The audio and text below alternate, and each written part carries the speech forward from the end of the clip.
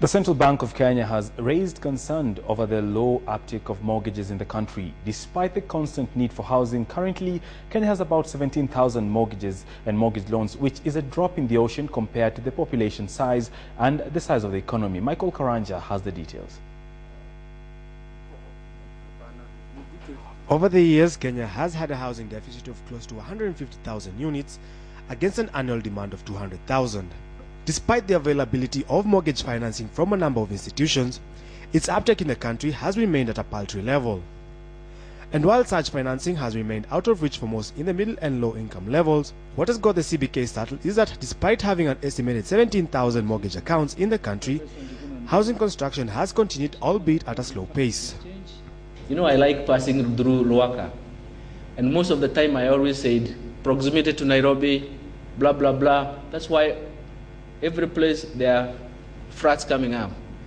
But I also knew that we may go and want to ask them, where does this finance come from? Do they go to the mortgage companies and get loans?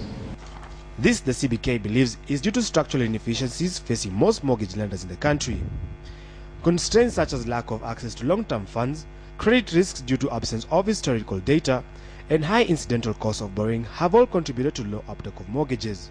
This has seen the banking regulator challenge mortgage lenders to initiate strategies to get long-term financing through issuance of bonds with the aim of mobilizing resources to match the long-term nature of mortgages.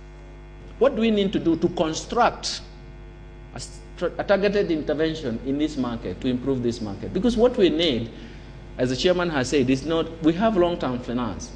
What we don't have, one, opportunities for investments in large scale, because you don't want to go into small atomistic investments.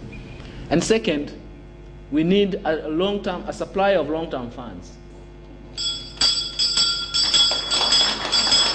He was speaking during the listing of Housing Finance's 3 billion shilling bond issue at the Nairobi Securities Exchange.